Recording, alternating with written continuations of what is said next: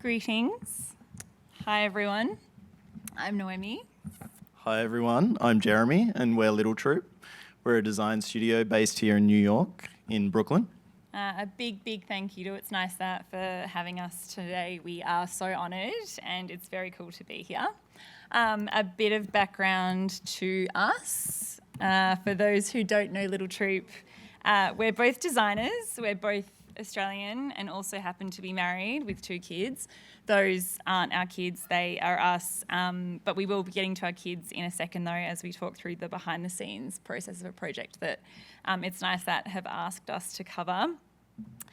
Jeremy and I met in 2012 back in Melbourne and within a year had moved to New York together on a total whim, but have stayed here ever since. We both initially bounced around different studios and agencies. My focus was more in graphic design and Jez's was more in digital. Then by 2019, I'd made the jump to freelance and Jez had watched me sleep in one too many mornings before he decided to quit his 9-to-5 and join me too. We sort of realised that he could do all the digital things that my projects needed, and rather than answering to his boss at work, he could instead just answer to me, his real boss, from the couch. So Little Troop was born. And in basics, we're a design studio that really does a bit of everything: branding, digital, art direction, packaging, motion, illustration, even copywriting sometimes. This may or may not be an accurate depiction of us. So Little Troop wasn't just started for the sleep-ins, because those went out the window pretty quickly, but it really came from wanting to create work that had soul and was memorable and felt one of a kind, and that maybe brought in some humour and let us have fun while we were doing it. And ultimately, Little Troop has become driven by 3 key things: craft, culture, and imagination. So by craft, we mean putting importance on the details with intention and finesse, and in ways that might feel unexpected. By culture, we mean designing through a lens informed by what's going on in the world rather than in a vacuum. And by imagination, we mean creating work that pushes past mediocrity, that has a character and feels inherently original. Another common thread that we've found connects all of our work is striking this balance of what might feel fresh to an audience, but at the same time inherently familiar. To do this, we often look to decades past for inspiration, taking the best bits of what's worked brilliantly in the 60s, 70s, 80s and 90s and feels familiar to an audience, but has perhaps been lost or forgotten, and working out ways to reimagine it or recontextualise it or mash it up with to the point where it feels really new and hopefully exciting and special. And then also tapping into our inner kid, taking that power that kids have to create things intuitively with a sense of play and looseness has really been a big one for us. It hasn't really ever been that difficult. Jeremy and I have always sort of felt like we are big kids at heart, but sort of embracing that sense of play and looseness has really become a bit of our secret sauce and seems to have helped manifest some of our most creative work. And so our kids have helped with this, especially for a project we recently completed for the Museum of Modern Art, who commissioned us to design the identity and campaign for their first ever 5-day family festival. The festival was called Another World, and it focused on blending the themes of nature and creativity and inspiring kids to think about the natural world in new ways through a mix of interactive art installations, screenings, and workshops across the 5 levels of the museum. The ultimate goal was to get more families into the museum during the dark depths of New York winter, so it needed to feel exciting for both the parents buying the tickets and the kids experiencing the festival at the same time. MoMA's brief was pretty loose and only had a few call-outs. It needed to sell in the theme of the festival and obviously stay on brand to MoMA using their colour palette and typeface. So dream brief for us, and in some ways one could say it was also dream timing, given that we had a toddler around to help with creative direction. This is Luca, and we'd spent the last 3 years essentially in his world and had sort of inadvertently become spectators of a human's peak imagination at play. It was sort of like we'd been subconsciously training for this project, and it really wasn't hard to find inspiration as it was around us quite literally. But in the end, the timing was actually our biggest hurdle. When the email from MoMA hit in October last year, I happened to be 8 months pregnant, expecting our second baby, Hugo. Not ideal, but were we going to let a small detail like an incoming, completely dependent human that required 24/7 attention deter us from a project with one of the most iconic art institutions in the world, against all historical social progress made for women and maternity leave? We said yes to the project, and Hugo's due date essentially became our deadline. So we very quickly jumped into concepts. MoMA had mentioned exploring the idea of characters, which we really loved, and so we started drawing and pretty quickly came up with this set of characters that used simple shapes and repetition and flat colour. We wanted them to feel like they could be from another world, but also restrained enough to feel at home in a museum. We didn't really have time to over-engineer the process or overthink anything, and had to really quickly sketch up what we felt was right for the brief. So we ended up designing really intuitively, sort of like a kid would. And we also channeled a bit of what would Luca do. Our living room rug is now lava.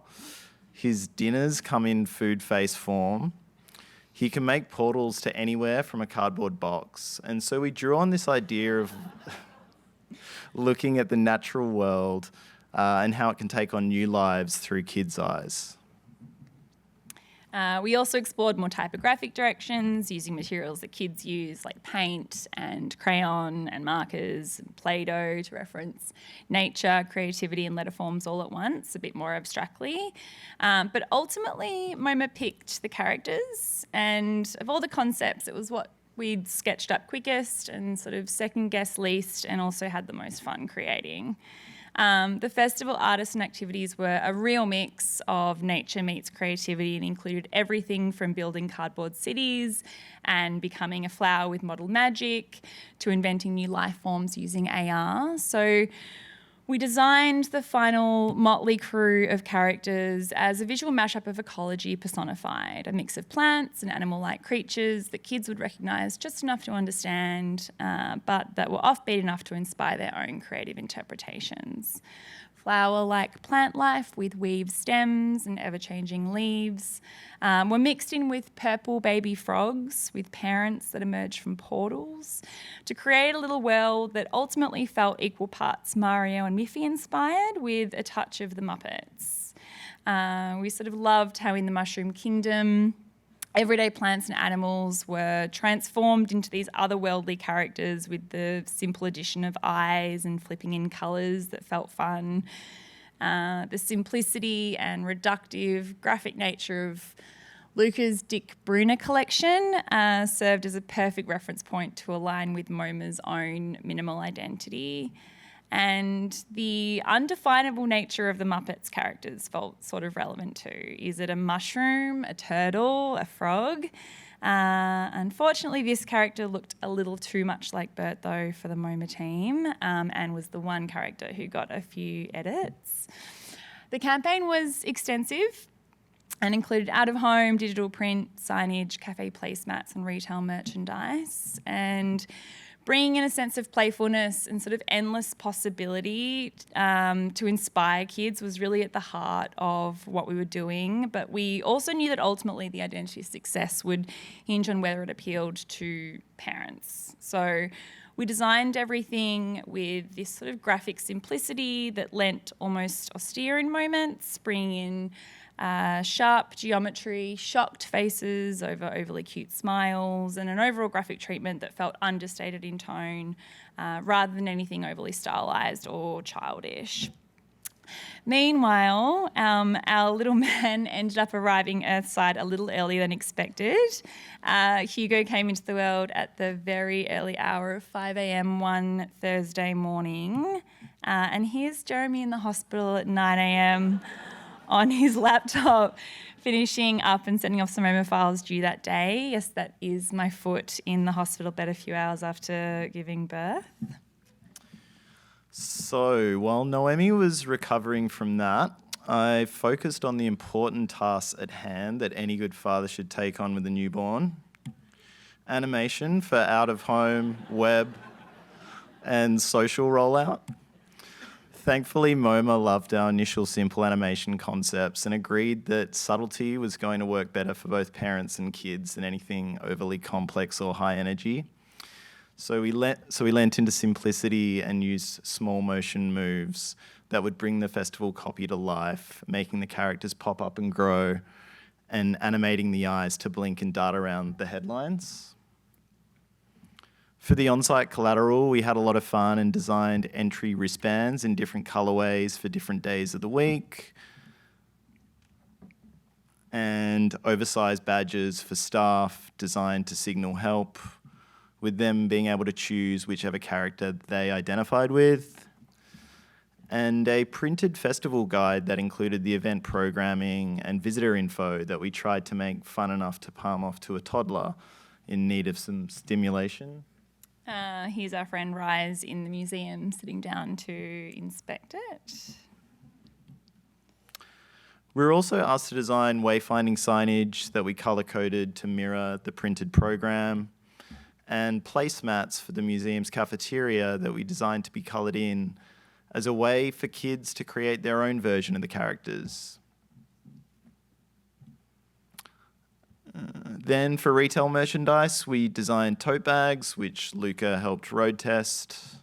I just go to shopping, look. Good job, Lou. I got all the things, look. You got all the things? Yup. And then probably our favourite thing we were asked to make was a set of clear vinyl stickers that ended up covering our laptops and also the floors of the museum. The event ended up selling out all 5 days, which was a big relief. It was a total honour to see it all come to life in such a thoughtfully crafted event. And although clearly not impressive enough for this guy,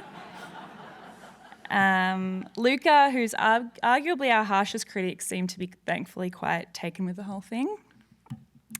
By chance, some of our best friends, Tin and Ed, were headlining the festival with this incredible interactive AR art installation designed to converge the digital and physical natural worlds. So being able to see our work alongside theirs on the 6th floor of MoMA was extremely fun. But the whole experience sort of culminated when we were watching Luca colour in the cafeteria placemats, something we'd created again very quickly, very intuitively, really without any time for second guessing, and it was suddenly right there in front of us in the middle of MoMA, which was a bit surreal, and we sort of just realised that for this project, the power was really just in sitting down like a kid would and just sort of drawing the plant however we wanted in the purest way. And it was ultimately a really nice reminder of the power in finding that inner kid and channeling the confidence and imagination of possibly the world's most underrated reference point, a 3-year-old. And that's it for us. Thank you.